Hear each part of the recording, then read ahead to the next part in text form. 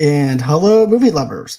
So today I'm actually joined by once again Anthony from ACS. I also have Jamie with me. I have Dawn here. Also, too, actually have two other people joining us. We have Tomeka and then Alex from A-Town Reviews, who's actually my friend and co-host.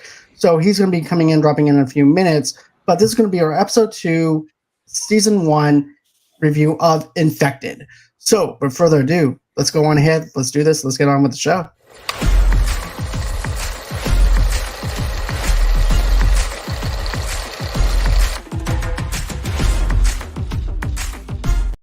Hey, what's up, everyone? What up? Hey, What's going on? So, like I said, we're going to be doing our season 1, episode 2 review of The Last of Us. And of course, this episode is titled Infected.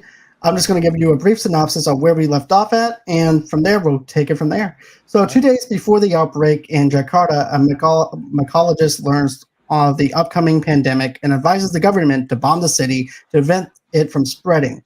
So that's just a little small synopsis of what's going on within the second episode. Tomeka's here right now, so she just dropped in. Hey. So we just got into like a little bit of the synopsis of the story. So here's the thing: I love the opening of going into episode 2 because now it's conjected in with how episode 1 was, with the two doctors talking about the fungi and how it's going to be linked up to this episode. Yeah, but I love the doctor in this episode because of the fact that, you know, the military just comes banging in there in Indonesia. She doesn't even know what she's doing. She's just enjoying her day. And then these military people just come in and ruin it. Mm-hmm. It's like, come with me. And I like how she's in the dark just as much as we're in the dark about what's going on here. Why are they showing us this doctor from Indonesia? So she's just as shocked as she is. She's like, look, I don't know why I'm here. And we're like, hey, we don't know why you're here either, but we're going to follow you along anyways. Mm-hmm. So that's what I liked about that part. And then you get into this other part where she goes into the compound and she's doing these studies. She sees the fungi coming out of the this woman's mouth. And then she knows right then and there they're screwed. So she goes into the apartment. The military guy is telling her, well, what about the vaccine? And of course, this is also very reminiscent to episode 1, where the two doctors are talking about the difference between a pandemic and this kind of pandemic. And he goes, there's nothing that you can do. There's no vaccines. And what does this doctor tell them? We have to bomb it. And you can bomb the country because of the fact there's no vaccines. There's nothing that we can do for it. And I love how charismatic she is. You can definitely tell she doesn't want to do it, but she knows that she has to do it because there's no other choice. And that's something that I really enjoyed about the opening sequence of it. So what did you guys think of it? Anybody want to go first? No, I mean I love this scene, and I'll tell you right now, if I'm that guy when she sits down and after she tells him there's no vaccine, there's no cure for this, and she's like, I'm just gonna go home and see my family. That's when I'm like, oh, okay, this, because a doctor's gonna at least try if there's a chance. She's just like, no, I'm going home to see my family. You need to bomb this place. Like, that's when I'm like, oh, okay, this is more serious than we thought. Yeah, way more serious than we thought. Yeah, I thought that was incredibly put together. I've watched it several times, and it's still, every single time I watch that scene, I get like chill bumps and shit. It's just, it's real, you know what I'm saying? And so from like these scenes they're putting at the beginning of the show, like I said last week, the opening scene wasn't in the game, so this is like an added addition that's absolutely incredible. The seriousness of that, she sets the stage pretty much for what to expect, not only from that episode, but probably for the rest of the series as far as this first season goes. But man, when she's like, let me tell you something. There's no medicines, there's no vaccines. Like, kill everybody. Like, you just need to. And the look on the general's face when she tells him that is just, it's great work by everybody involved. That right there was just, it was great. Yeah, I agree. I love that we opened the episodes like that. Like, as you said, last week we opened with the two people, and then this week we opened in Indonesia. It really sort of breaks up all the action and what's going on in the actual story, but it doesn't break it up so much that it's not related. Hi, Alex. What's up? It breaks it up where it gives you like context as to what's happening. Like, they didn't just mention bombing in that first scene. They mentioned the bombing, and that was heartbreaking and a really awesome scene. Don't get me wrong. But then later we we see Ellie see that massive crater, and she's like, "Is this from the bombs?" And then Tess says, the military bombed here, but other places weren't so lucky to stop the infection or to stop the parasite from spreading or whatnot." So it still like gave us that context and like linked in to the rest of the story. So I really like that as well. Really clever writing. I enjoyed that scene, but also I would be pissed if I couldn't finish my lunch. He's just bust in and like, okay. Come and look at a dead body instead. Yeah, I mean, come on. Can I finish my salad? It's your civil duty, Tomeka, to look at this body. I'd be like, okay, fine, but let me just finish this right quick, and then I go with you. But well, you won't want to finish it after, that's for sure. No, I didn't finish it there. The foot long from Subway? Nah, you don't want to have finish that after that. I don't want to do that right now. No, but that scene was very disgusting. I would have to say, just the spores or whatever it is, just coming out. Was she cut open the body? Yeah. It was like it was like webbing in there. Like, that was all. The tissue was just the spore of the plant or whatever, and then she opened the mouth, and then it was kind of like Silence of the Lambs too, when they opened the mouth and pulled out that moth. True. But she opened his mouth, and then she took a sample of the spore or whatever, and it was moving. And I thought it was just gonna come and attack her through her suit, And I was like, but I thought some alien stuff, face hugger was gonna happen. But that was disgusting, and it just kept growing. The fact that it just keeps growing and it's still alive, even though the host is dead. It's like, how in the world do I kill these things? That was my thing. What about you, Alex? Oh, are we still in the beginning? Sorry, I'm a little late. No. Yeah, you didn't miss much. I gotta say, I'm really digging these. Hopefully, they keep doing it throughout the season. But like these openings that describe the origins of the fungus, and I liked how in the first episode, now this episode, they just have like one line that just drops a bomb on the whole mood. When he was just like, "Well, what do we do?" She's like, "Bomb everyone." It's terrifying. Bomb me, bomb you, bomb everybody. Just bomb. Just like in the first episode when he's just like, "We lose." Like it was the same thing that I felt in my stomach. Just like, "Oh, this is how hopeless this situation is." And I feel like that's the show's way of reminding us, like, "Hey, this isn't going to be a very happy show." just letting you know, hopeless. We lose. Just putting it out there. Yeah. And also with that scene, that one, especially the last few lines she says before the intro starts, is she didn't ask them to like, "Can you get me my family out of here?" She's like, No. Can I go be with my family right now? Like, go ahead and bomb us. Like, you know what I'm saying? Like she's basically saying, you can bomb me too. Yeah. Just let me go be my family. Because in other words, she could have been like, "Hey, is there a way you can get me my family out of this damn city?" She's like, she already knew. It's like, it's too late. It's too late. Yes, exactly. Yeah, definitely. Yeah. But there was no way to just get on a plane and just go somewhere else. No. I think she was thinking that even with that particular scenario, like, somebody on that plane might have that, you know what I mean? And so like you have to. That's why the scene. That's why it gave me goosebumps. It still does, because it's so the finality of it. She's like, "You need to bomb this city to hell. Everybody in it. It doesn't matter whether they're healthy or sick. Everybody's got to go, including myself. Let me go spend these last hours with my family." Like, it's man. But that's how I felt though too. A bomb shelter with the people that weren't affected, and then it's like, because you don't know who's infected. And it's in the air. That's the thing. It's in the air, so it's kind of hard to get away from. You're right. Just let it go, Sneaker. Let it just go. like, 14. How many workers are missing? 14. Yeah, 14. Like, damn, that's right. That's a wrap. That's why I said they just around the factory. Yeah.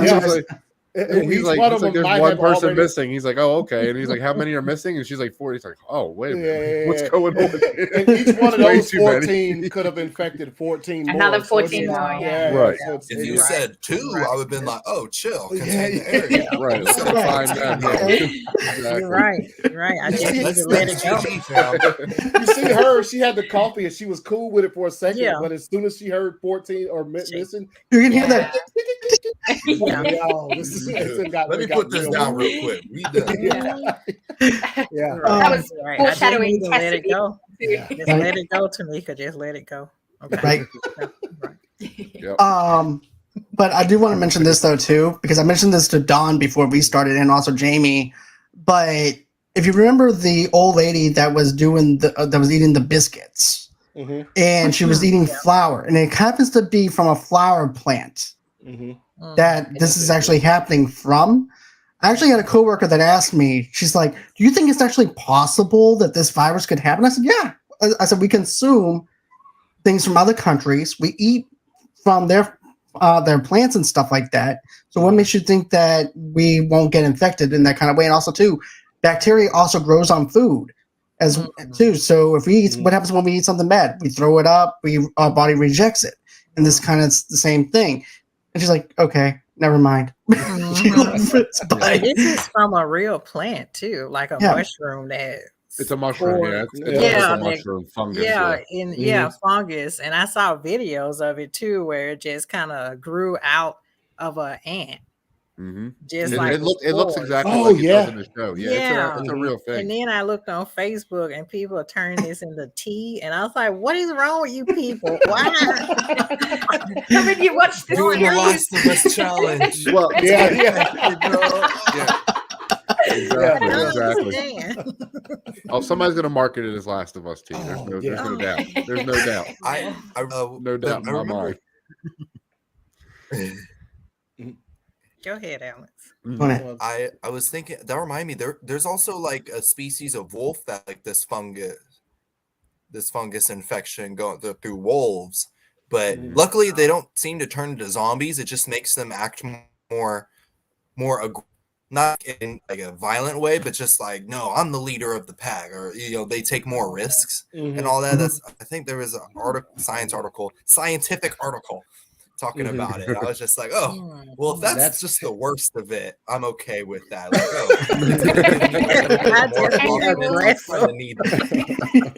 that's an easy way to get. I have severe social anxiety. If there's something that can increase my risk taking and social skills just a little bit. Like, hold up. I'll be the alpha male. Yeah. But we're going to segue into now with Joel and them traveling throughout the city and stuff like that too.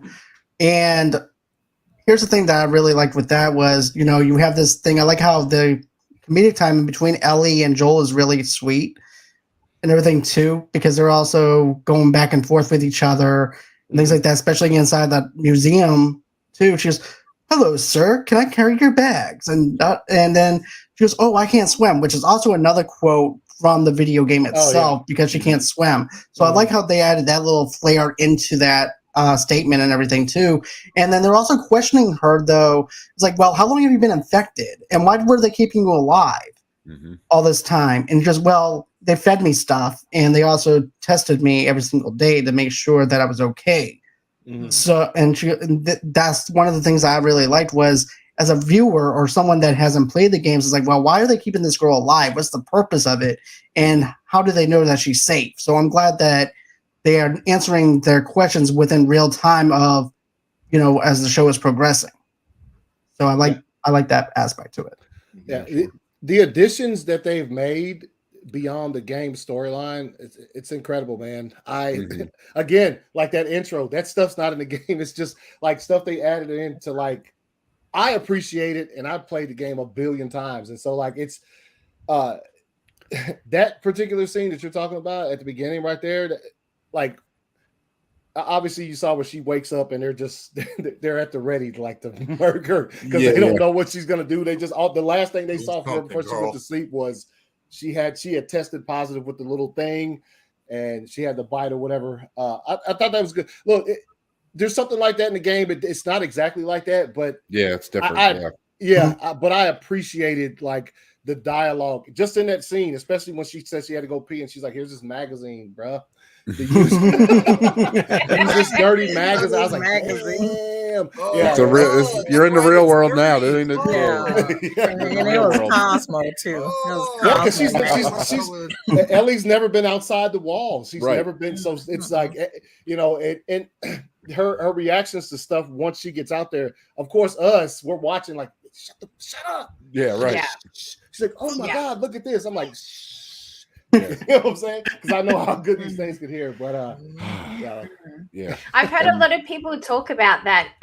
They're getting annoyed that Ellie is very bratty, but I think that people, or maybe it's just the mum part of me that has empathy for her, but like I look at it from that point of view that she hasn't been outside the walls. So she's excited to see a zombie because that's something she's never experienced, well, that I know of anyway, before. And so when she saw that horde, that's when like the crawling ones, I don't know what you're going to call them, on the floor, she was like, shit, you know, like there's a lot of them and they're all connected. And that realization kicked in. But as you were saying, John, like when they went to the hotel there and she was being silly at the foyer and things like that, like she's never been to a hotel before. She's probably never swam in her life. She's never experienced these things. And I think Joel seeing that, being like, you're a weird kid, like I think he realized she's just a kid. She hasn't done all that stuff that he did 20 years ago. She's never experienced anything like that. So I felt like those moments he was really sort of, not entirely, but starting to warm up to her, like, okay, she's just a kid, you know? Whereas Tess was treating her like, you're an adult, you know, this is the facts, this is what's going to happen, we're fucked, you know? Like, she was, right. you know, it's facts, yeah. She's just trying to keep it real. That she did that. I really liked that Tess did that because especially in a situation like that, like kids especially really like respect when you are like you keep it real with them. And it's like, hey, I'm gonna talk to you like an adult right now. Stop fucking with me. Yeah, exactly. You know, and we know from teaching, Alex, you know, like that when you talk to kids like that, that's where you do gain that respect. If you're not treating them like a baby and I'm up here and you're down here, that's when you gain that respect. So I felt like from that episode, even that first little, when they went to the hotel, like just that little chapter there alone, she had so much respect for Tess in that little part. Sure. Yeah. Sure. Oh yeah, you could really tell her respect for Tess later in the episode when there's time to leave, and we'll get to that. I'm sure, John. I ain't gonna take it, but she didn't want to leave Tess. Yes. No, she was attached to her because she was like this with her because of the fact, like Jamie says, she kept it real with her. Don't get me wrong. And you have that Joel dynamic. It's like, okay, well, I'm going to be the hard ass mother on her. And then Joel's like the husband who's just like, oh, she's experiencing life for the first time. Okay. So you want to bang on the piano, honey? It's okay. Bang on the piano. It's your first time in a zombie apocalypse. It's okay. And here comes Tess. No, you're not going to fucking do it. You're going to go ahead. You're going to sit your ass down. Shit's about to get real. You're supposed to be the one who's supposed to be helping us in the city and everything, so that way we can find out what's going on with you, so we can save her asses. And then you're still, no, just let her go. It'll be okay. We'll just be just fine. Oh, you have a knife? Wow, that's a real nice knife. And but so yeah. But what about for you, Tomeka? What did you think of some of the stuff though too? Well, she's a teenager, so her being bratty is just a rite of passage. So people expect her to be like a 40-year-old woman going through this zombie apocalypse. Like, no, she's a teenager, you know? Yeah. I am curious to see more about her backstory, which I'm sure they'll reveal in the game, because I know they asked her, you know, Tess asked her, oh, what, you got a boyfriend or something? And she was like, no, nobody's looking for me. No boyfriend, you know, so it's curious to see that, and just how she got bit, just going randomly into a store in the dark, and then she got bit. I want to explore that more. And into a shopping mall. They're gonna show us. They're gonna show. Yeah, I think so. Yeah, that was actually that particular thing is like it was a DLC for the first game, So like, and then I did see in the trailers that they showed that her and her friend at the mall. Once you get to experience it, we'll talk about it, I'm sure. But like that particular part of it was like a straight DLC for the game. It was incredible, man. Just even them inferring, you know what I'm saying? I'm just like this. I don't know. Yeah, I'm actually it's you saying that because I'm interested how they're going to weave that in, because in the game it was a DLC, so you didn't know as much about her background until that came out. So yeah. So that is interesting how they'll weave all that in, and I think maybe this is the way with these intros. You know, these flashback intros. Oh, that would be dope. That would be probably the way they'll bring her backstory into it. Yeah, but I'm just interested in how all that's gonna come together. Just wow, it's a lot of comments. Just how you would just randomly go into a shopping mall. Did she know that there were zombies upon us or whatever this disease is? And why would you randomly go into a shopping mall? But then again, talking about a teenager. So when you're a teenager, you're like, YOLO, I'm just going to do some dangerous shit. Yeah. And whatever. So I had to go back to my teenage mind. So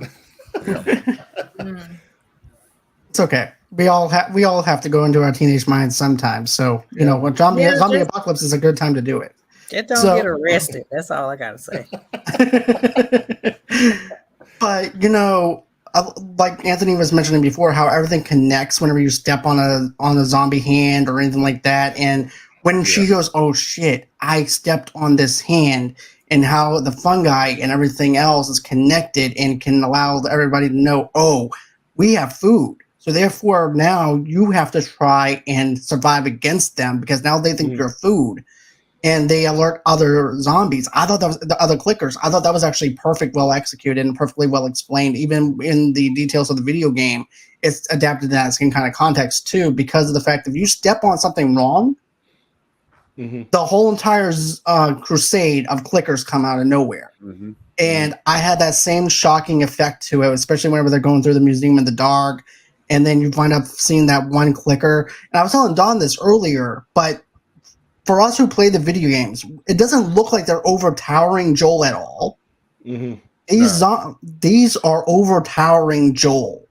The clickers, yeah. I think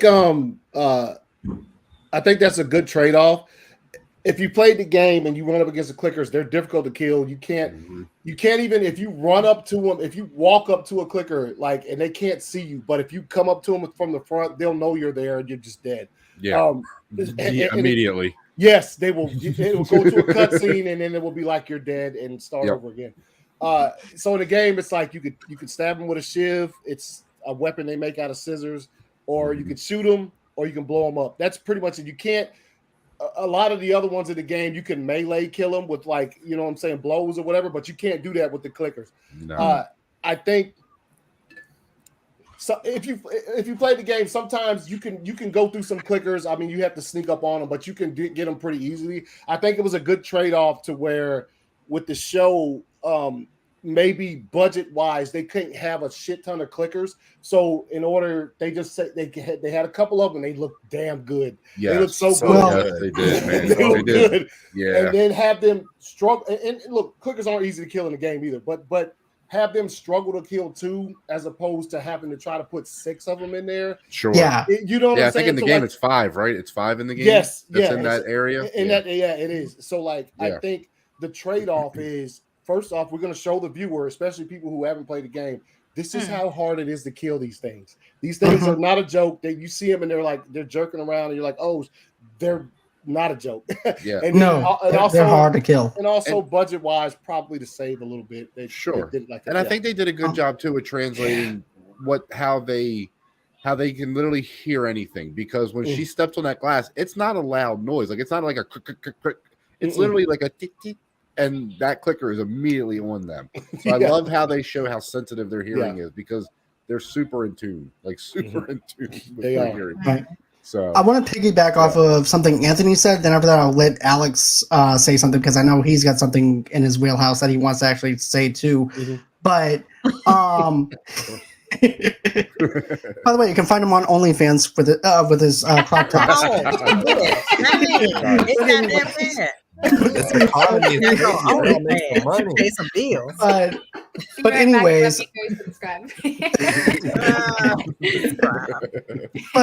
anyways, what I want to piggyback off of what you said, Anthony, was this with the budgets and stuff like that. Some people are like, oh, they really reserved it.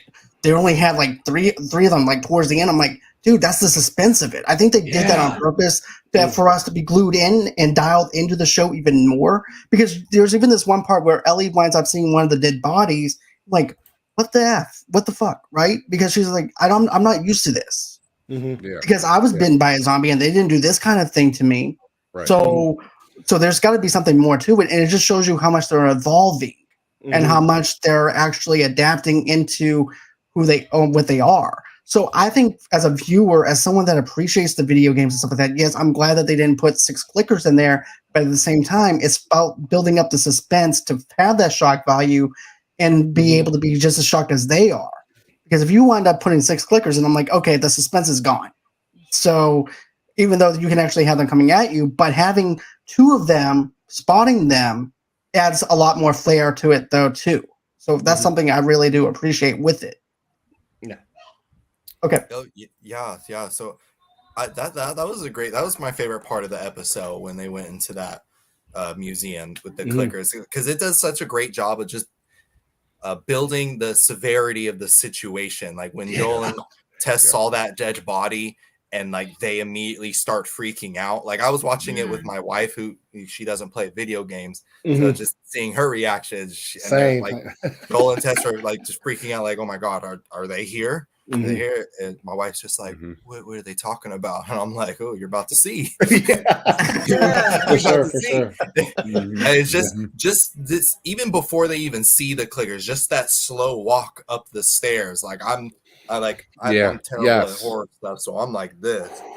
And I'm like, oh god, any second now. and like what you were saying, John, like the numbers of them, I thought it was really cool that like probably most likely for budget reasons they couldn't have more, but I thought 2 was a good number to have. It's just like, oh, why are we freaking out about 2 blind zombies? Like, when we've got 3 people, you got 3 people, we could take 2. No, you can barely take 1. Right. For some reason, they're just on some type of fungus cocaine or something extra strength.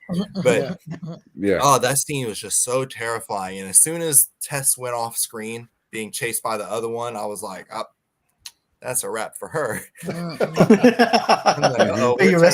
you played it, Alex? You played the game? So I'm one of those people that think, like, I try to buy video games, but they're expensive. So I just go on YouTube and watch the gameplay. Hey, man. I'll be like, I played it. I played it on the hardest difficulty. Played it on expert and speed ran it. Play it on the hardest difficulty. On the hardest difficulty. Who's gonna know? Just take notes. Speed ran on expert. What are you talking about? I'm kind of an expert on this. Yeah. You know what? He brought down all the clickers with one hit. My only issue with that scene was there wasn't a brick. Joel didn't throw a brick. Oh yeah. I wanted a brick. I wonder if they'll bring those in. Yeah. I'm just wondering if they'll bring that. See, it makes me think you played the game. Time out. I'm like, I've seen the gameplay. The person's always until someone's like, Alex, what's your gamer tag? And you're like, fuck. What console do I play on? It's like, yo, this is give him.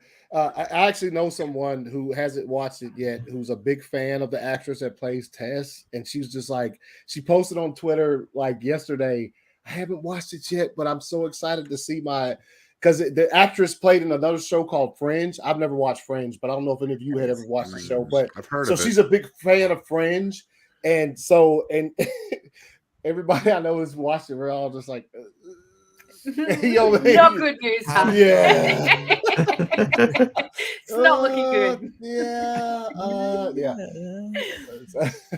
But that's awesome. You see, I'm with Alex though too about the whole brick situation too, because you actually see Joel as more as a brawler kind of zombie apocalypse kind of guy. especially when you see him in the first episode beating down some zombies, and especially running over one and stuff like that. I see him more of a street brawler versus just shooting. So him throwing a brick would actually be more suitable for that. So I'm thinking that they might actually have that in there later on. Yeah, probably because okay, so and I don't think they wanted to kill everything in the second episode. Like having 2 of them is okay, because when they do have to fight 6 or 7 of them, it's going to be even like we're all going to be like, holy shit, like what is going on here? Like how are they getting out of this one? So also the fact that they made them so hard to fight, that makes it, like you just said, that makes it better later in the season. You'll know that if there's 4 of them, holy shit, like they're right. They're in some deep shit. You know what I'm saying? It's a fight, yes, it's a real fight coming. Yeah. Okay, so now they're out of that whole entire dark area. Now they make their way over into where now it seems like there's a light before the dawn now, because everything's light out and everything. And then you get this one scene where, you know, Ellie's watching what's I forgot the girl's name now, because Tess. Watching Tess very closely, and she's noticed that something's off with her because she got bitten. And so Joel's like, let me see, and he's pissed because he's like, okay, we're just gonna go home now. And that's also another thing that was a quote from the video game is, look, I had enough of this, we're going home. That's all we're going to do. We're not going to worry about going on ahead and try and find a cure for this anymore. I'm done. And of course, this is also going to be where you actually have that friction coming into episode 3, where basically Joel is not going to end up liking Ellie like he did in the very beginning of this episode. It's going to cause some friction between them, where it's like, because of you, my friend is dead. Yeah. And because she's dead, she's dead because of you. We wouldn't have not been out here if it wasn't for you. So therefore, you're going to do everything I tell you to do, and I don't want to hear anything from your brat face. And you're going to do what I'm going to tell you to do. And that's exactly how he was in the video game, where you actually have that friction between them, and it's not this father and daughter relationship kind of thing until like later on. And that's what I told my coworker this. I said, look, there's going to have that friction in the 3rd episode or the 4th episode, because in the 3rd episode, we're actually having the origin story coming in, I believe. So you're gonna have that friction built in to the point where they both don't trust each other, and then before you know it, you're gonna have this thing where Joel needs her just as much as she needs Joel. And it becomes this father-daughter kind of relationship and bonding relationship where no one's gonna F with this girl, and everything. So that's what I got out of that context. And then of course you wind up seeing basically the gasoline being spilled over by Tess and telling her to get out of there. And then, of course, we wind up seeing the zombie face that Tomeka don't like. But yeah, I really like the whole entire sacrificial thing where she winds up sacrificing herself for Ellie and for Joel. And so that way they can get out of there, and also to distract the military, because if the military busted in there, they would have all also died. So that's what I got out of it. But what about you guys? Did that scene work for you guys just as much as it worked for me? Because I thought it added a lot of extra layers to the show as well, and a lot of good storytelling. Yeah. My only thing was like she was trying to light the lighter, and I don't know. I've never in my life been able to light a lighter and then it just keeps going when I let go of it. Like, aren't you supposed to hold it? No, well, that not a what do they call those kind of lighters? Zippo. Yeah, it's Zippo. A Zippo. Yeah, Zippo. You can light it and just hold it, and they stay lit. Yeah, it's a little different, but yeah. No way.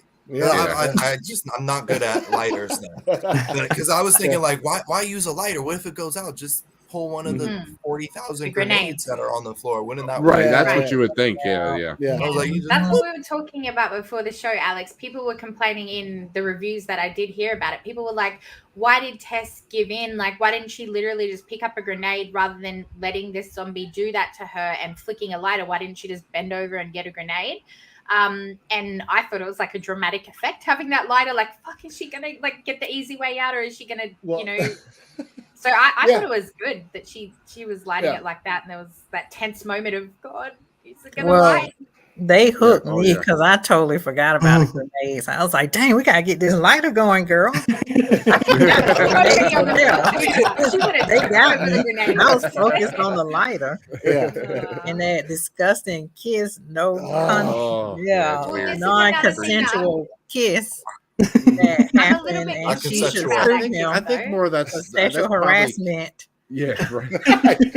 For real. At the Yeah. highest level. It feels like it's Disgusting. more of the character just giving up, right? I mean, she's just Yeah, completely given up at that point. All she wants to do is save them and light the lighter. That's all she's focused on. She's not even willing to fight back against this thing kissing her or whatever it's doing to her. Because why did that thing kiss her though? Like if she's already I think it's sort of like how they're gonna. I think it's how they're gonna say that it spreads between the people. You know, I think that's probably how they're gonna explain that part. I read an article with the director.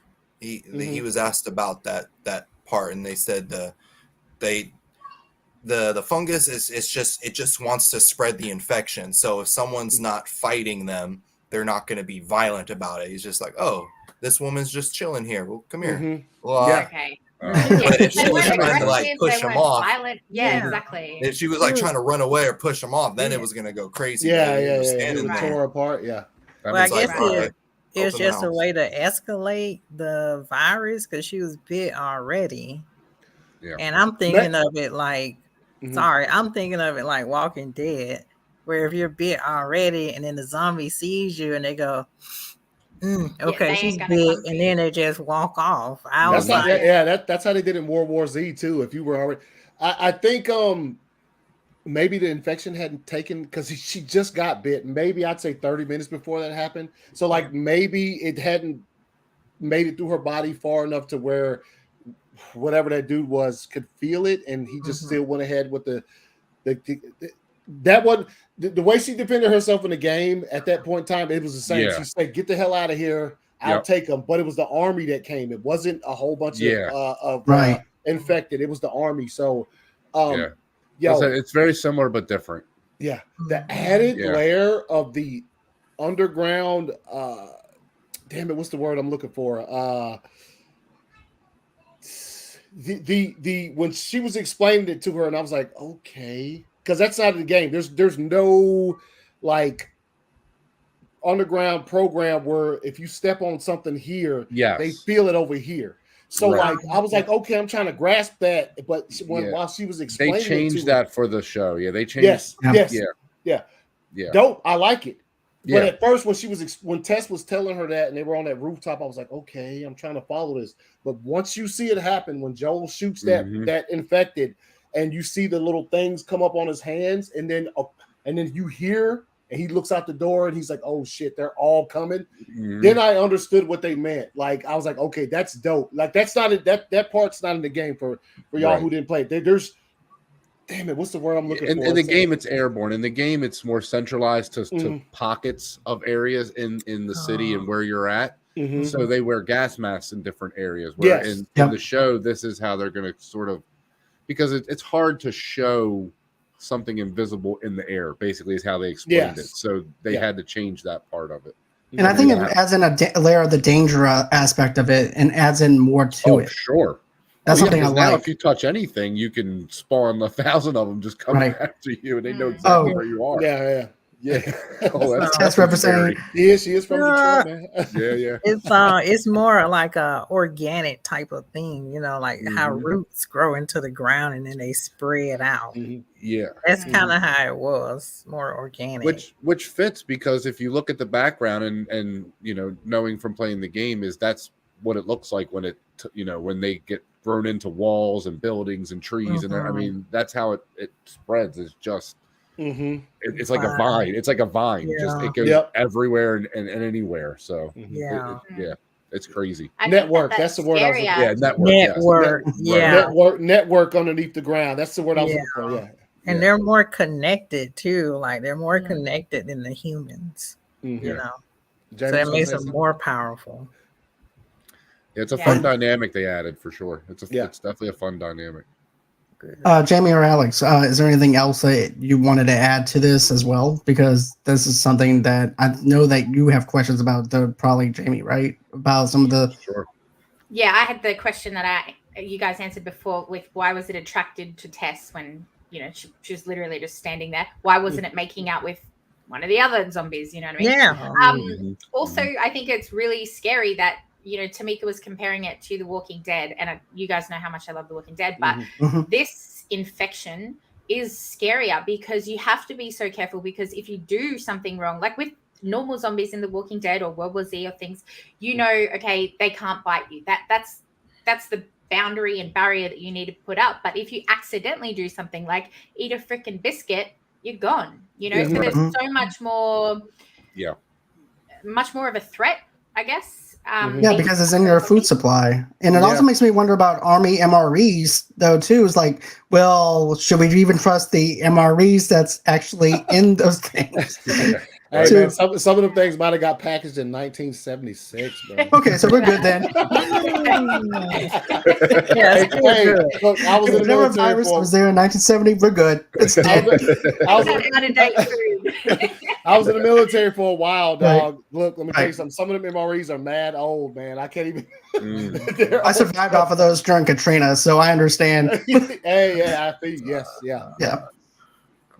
Let's see here. I really liked too, if I can just jump in real quick, Alex. Yeah. Before Alex jumps, I loved that scene where Tess was explaining, look at her bite, look at my bite, and comparing the two, and just that scene where she was so emotional, saying, "I never asked you for anything. I never asked you to feel the way that I felt." That is giving me that little bit of backstory that I was complaining to you guys about last week. Like, how did they get together? Were they boyfriend and girlfriend? Like, were they together in the game? That was giving me those little details that I was asking for last week in this show. And I really loved seeing her be so vulnerable. Like, this girl is the cure. This is what we need. And just to see him sort of be like, I don't know. I just saw a little bit more of their relationship, and I really wanted to see that, as I mentioned last week. So that was really good, seeing them two together like that. It was very sad. It was I wanted to cry, but I was like, no, I already cried the first episode. It's going to have to earn my tears again. But it came close. I just hold on. Let me guess. Sarah? Yeah, that's a good guess. That's a good guess. I don't think anyone was. Let me tell you something. That scene was in that. Whew.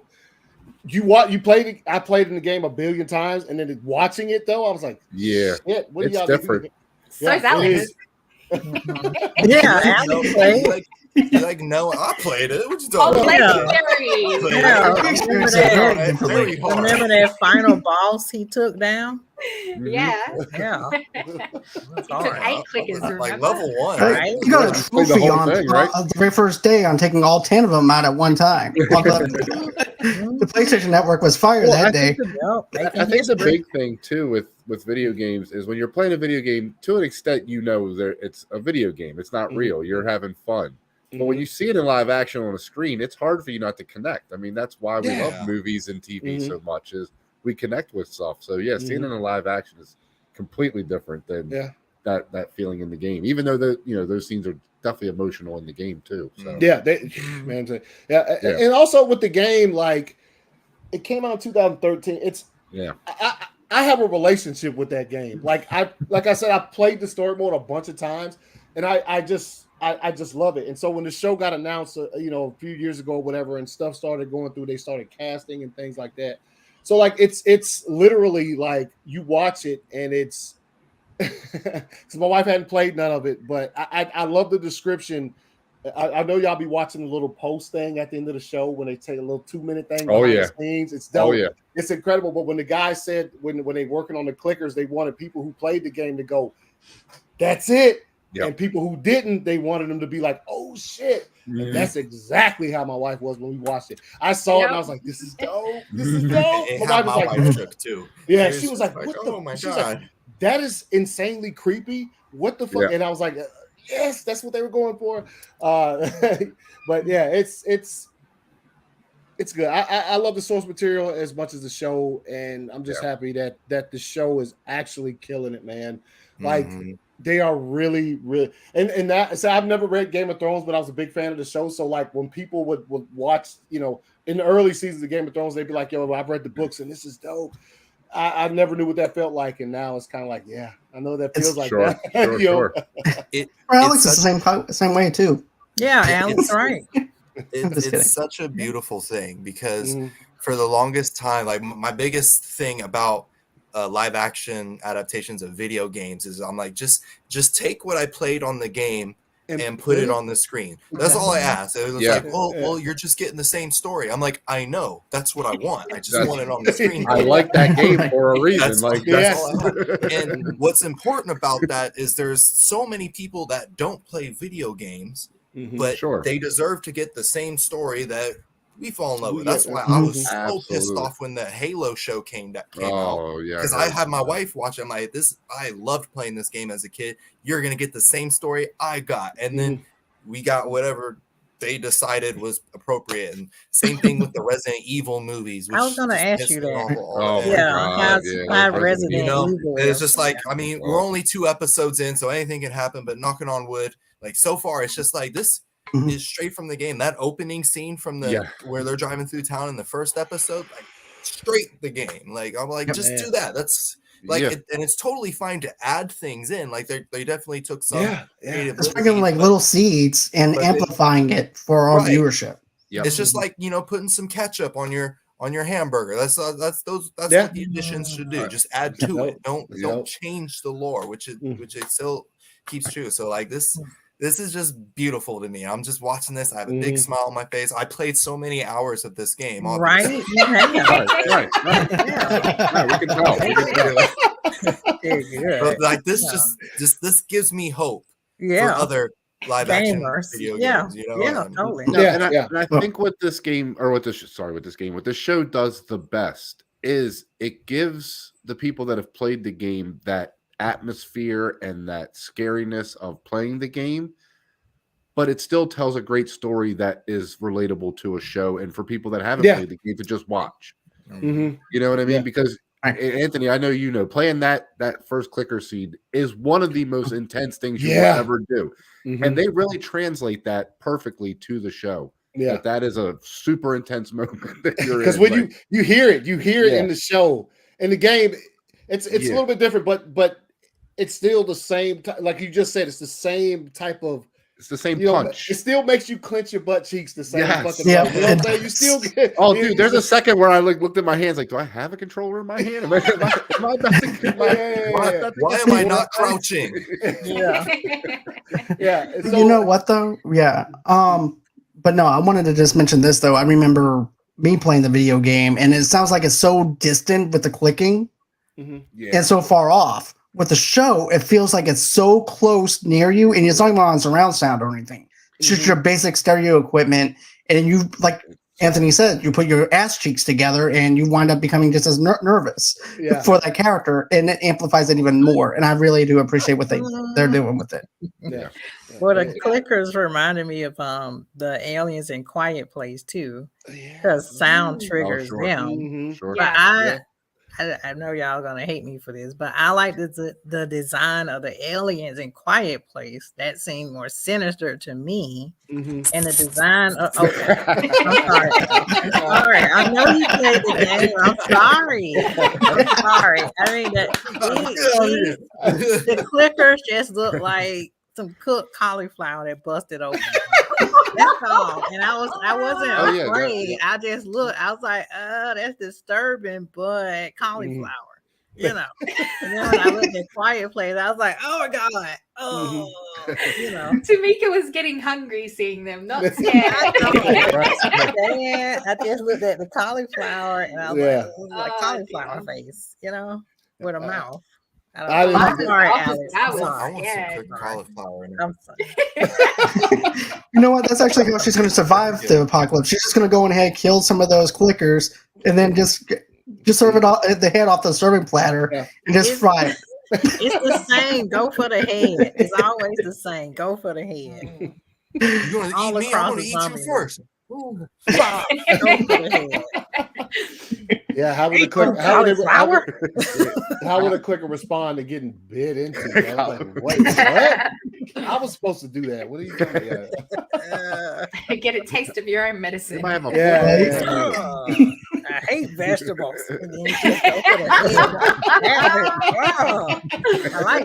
I like cauliflower, but it almost ruined it for me.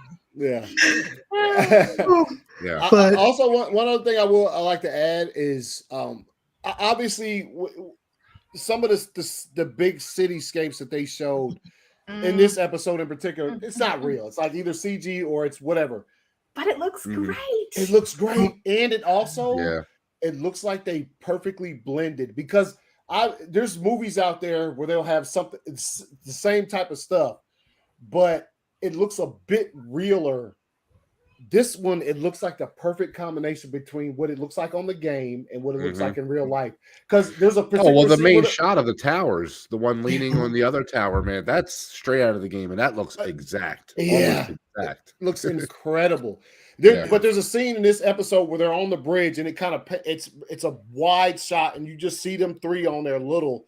It's right after they hear the infected screech. Yeah, screech. Yeah. And it shows them on the bridge, and you can see all the abandoned shit up under it and on top of it or whatever. And it looks amazing, but it doesn't exactly look real. It looks like, it's hard for me to describe it. It's just, like I said, it looks like a mixture between the game and real life. It's perfect. It just looks perfect. It's not like they stand out in any kind of way standing on the bridge. They blend in perfectly with the entire background and everything. I like the way they did that, and there's plenty of that coming, because there's some stuff I know, especially in the game, where they're just out there in the wilderness, snow, all of that stuff, man. Yeah. I mentioned that in my review, Anthony. There was like 3 moments specifically that I remember going, oh my God, that looks gorgeous. Like, as you said, the first shot was when we saw Ellie waking up, and she was in that lush green, thing. The butterfly was floating along. The light was coming in. I was like, it's not often that we see daylight in these, like, a post-apocalyptic and like this dark, gritty world. And we saw a lot of light in this. When she was walking across the wood plank, I think it's like a ladder with like wood on top of it. Yeah. And then the long shot of that, like, you got to see the city in the background. Like, that was beautiful. As you said, it doesn't look real. You know that that's CGI or, some sort of setup. But looking at it, you're like, it just looks great. And I don't see that in zombie. I've never in my life, and I watch a lot of zombie stuff, I've never sat in a Walking Dead episode and gone, oh, that scene looks gorgeous. I love the scene. I love what's happening in it, but I've never looked at a shot and gone, oh, that is beautiful. And this, I did it 3 times in one episode. So And I wonder how much it sounds great. The little when they were doing the low keys when they entered the hotel, and the frogs bouncing along the piano, like, as if he's playing the low key. Like, yes. Yeah, so good. Yeah, that was a cute little scene. No, I wonder how much, because like after the episode they have the behind the scenes kind of stuff, and they are working with some of the people from the game. I wonder how much they are, because now that you are bringing up these shots, they're very video game-esque type shots. Yeah, very spot on. And I even told, like I said, I spent about like 30 minutes with my coworker talking about this show when I was supposed to be working, but never done that before. How dare you? No. Water cooler talk. But you see, this is why I love doing this kind of thing, because I love having water cooler talks. But you see, though, the thing that I told her was this: I wouldn't be surprised if they actually asked the developers of the video games how they develop the landscapes for this TV series, because even the music is actually very atmospheric for the video game too. They have the scoring down pat, they have the whole entire color schemes and the landscapes down path, to the point where it almost feels believable, but at the same time you also know, hey, look, this is actually not real, like Jamie says. Too. Well, the man who wrote the score for the game actually wrote the score for the TV series, so that's why they're realigned there. Yeah, it makes sense. It has that same little guitar riff. And and when the premiere when the intro came on and they blended that with like some, it's incredible, man. You know what I'm saying? It's like it's literally for people who play the game. And by the time we get done with this, and like I said, I'm gonna try to make it to every one of these you do until this season's over with.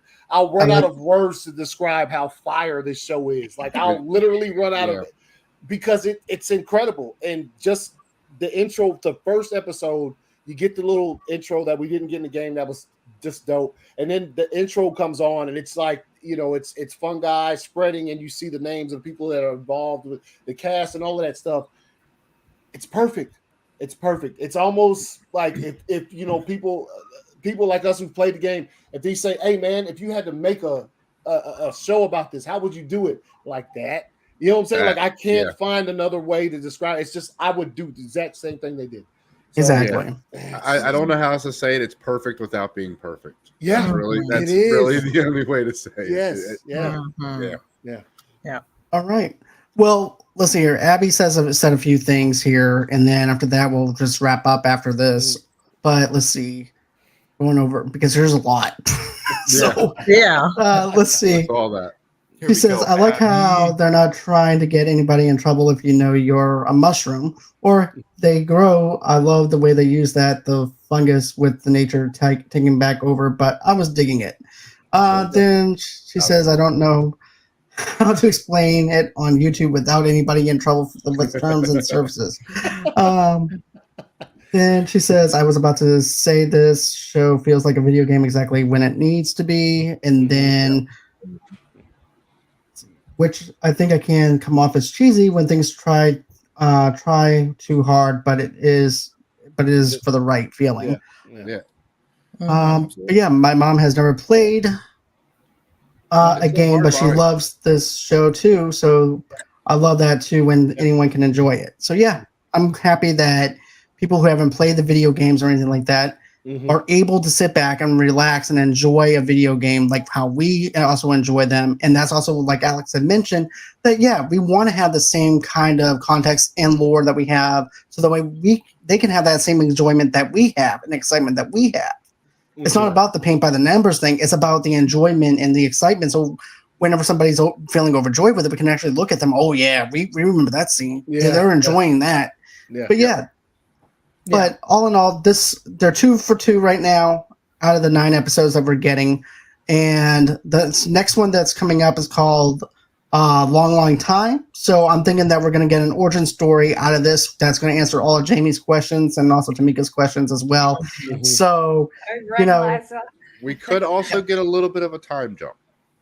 A little bit, not a big one. But it looks as though our if you played the game, our good friend Bill will be in this one. Love me some Bill, man. Yep, Bill was great. It was absolutely incredible, man. And Nick Offerman, bro, let's go, man. Dude, Nick Offerman, I know, I can't wait. I love him. So I can't wait. Yeah. All right. Well, I do have a question for Anthony, Jamie, and Alex, and of course Dawn. Is there anything major going on y'all's channels or anything like that people should be looking out for, where people can follow you and all that other good stuff? Well, as for me, just the regular stuff. We did instant replay yesterday, and we got a couple episodes left of that football. After the Super Bowl, we're done till September, and that's pretty much it, man. I just talk about news on the show on Friday, so nice, cool. What about for you, Don? We just came back Sunday officially. We did have a little bit of a break from the channel or on the channel, but we officially came back Sunday, and it's going to be full steam ahead from here. So look for us pretty much 5 to 6 days a week every for a bunch of different stuff we're doing. So yeah, nice, cool. My turn. More Thanks, details. Alex. Yep. So over on my channel, I do reviews and reactions to trailers and things like that. Pretty much what John does on his. Coming up, I'm watching a few romance sort of if you could call them movies. Magic Mike's coming out, which I'm going to be definitely watching. There's a new Ashton Kutcher one that's on the way. Oh, I love Ashton Kutcher. I could do a whole stream just on that, but we won't go there. And then obviously I do a review of The Last of Us every week, and on weekends, which this weekend I've got Mike from ZU in the Front. Did you see that? And we do a show called ZU in the Front Row. And so we talk about anything that's like movie or TV show news and entertainment news on that live stream. So that's coming up as well. Awesome. Nice. Awesome. And then, well, apparently I'm starting OnlyFans. According to can't wait to subscribe. Be on the lookout for that. Tomeka's screaming over here, I think. What's going on? A quick sneak peek for everyone. Oh yeah. But yeah, I'm doing my regular reviews every Monday. But I just started a Patreon, and on that Patreon you can request a movie for me to review. And I just releasing my review on Amsterdam on Friday. Okay. And then I just finished watching Masters of the Universe, the live action movie starring Dolph Lundgren. Even worse. I'm sorry. Wow. I remember that shit. I remember that. Yeah. Is this like a bad movie review or something? I'm getting sent some doozies of movies, so yeah, you will never get that hour and a half out of back of your life. You need to redo it. Just redo it. I was like, oh Lord, He-Man. That costume was cool though. Is that from 1987? Or is there a remake of it? Old, yeah. 87. I remember as a kid. Remake it. Yeah. Oh, I remember loving that movie as a kid, and I tried watching it when I was older, and I was just like, "Oh, this was really." I suffered through it. I wish I was in a root canal. I was just like, I didn't watch the He-Man cartoons when I was a kid. Sure. I'm aware of He-Man. I'm pretty sure he didn't use a gun as much as he did. No. I was like, can't he like pick up and throw mountains? What's he need to shoot a gun for? Yeah, no, it's But yeah, got some doozies. Okay, so we're actually doing something once a month on the channel coming up, and forgot to mention this to you, Alex, but Frenchie and I were talking, and we're going to be doing a movie trivia show once a month, and our first one's going to be kicking off on February 16th at 8 o'clock Central Time, 9 o'clock Eastern Time, and we're going facing off against Scene Invaders podcast. Okay. So we got to bring our A game on there, Alex. So I saw this, sir. I want an invite somehow. I need an invite. Okay. So we're doing that, and then of course, we're doing our Last of Us reviews on Wednesday nights, and then next week I'll have JTE on and myself and Frenchie, and we're going to be doing a an Arnold Schwarzenegger versus Sylvester Stallone filmography on which one was the better action star. Oh, man, why you had to go there? That's nice. All right. Well, that's going to be it for right now, but also La Vista, baby. So, I'm like the whitest Australian that you ever saw. So, everyone, have a great and safe day, and I'm canceled. Bye.